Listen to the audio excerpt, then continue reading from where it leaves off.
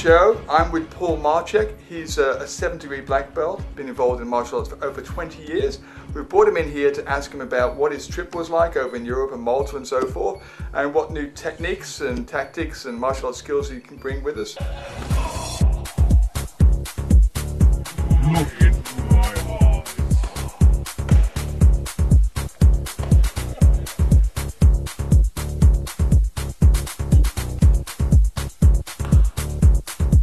Well, I thought it's a great time to tell the viewers about that there's now an opportunity for them to participate in seminars that you're running, especially on the Russell Stutley programs. That's correct, that's correct. We'll be running in conjunction with yourself, with the IMA. The IMA, yes. With the IMA.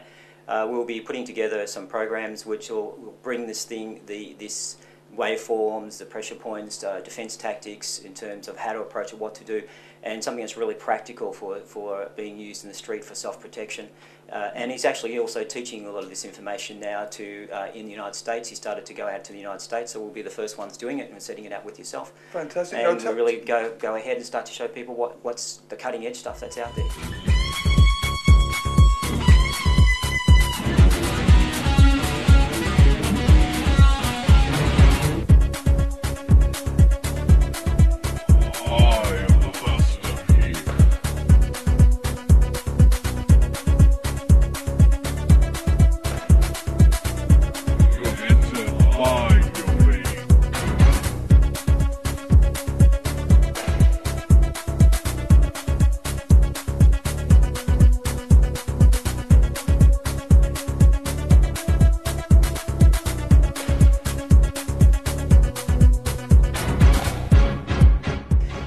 It's really fundamentals. One of the things that I think we all know as martial artists is that martial arts fundamentals are the same.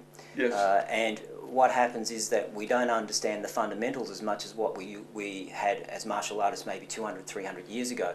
So what we're talking about here is teaching the fundamentals of physiology, anatomy, breathing programs, how you breathe properly, how you flow, how the body flows, how the skeletal position should be within the body at a point of impact or not impact, and then how to generate that and flow through the body. We talk also about energy flow. Okay. A lot of people talk about energy, but most people don't know how to use it. So I suppose we think of it as in Tai Chi and Qigong and correct. so forth, but there's more specific ways of using it into applications. In an offensive or defensive situation, you can actually use energy as well for those areas, with great impact on people in terms of shorting out the person's energy and by creating the equivalent to a shock. And that can be easily done in any particular style, because what we're talking about is using it in addition to your actual own information that you have. So you take whatever kata or pumse that you're actually using, you can integrate this into every move that you do, any strike that you do, any knowledge that you do associated with it, and also be able to understand exactly what the katas are trying to tell you, which a lot of people work on the basis of application rather than on principles. The typical answer that you get when a student asks an instructor or a master is that the katas, the pumses or forms, are a representation of a series of sequences in which an attack has been made. Now that could be either single or multiple attacks to a person, and then they go through a choreographed set of sequences to be able to defend themselves or go on from the defence to the attack position and take out the attackers. Now, that in principle sounds like it's a plausible idea. But what we need to remember is that these set of sequences, the katas, have been developed hundreds and hundreds of years ago when there wasn't things like guns. They only had swords and knives and spears, and they were done at a time when they were life and death.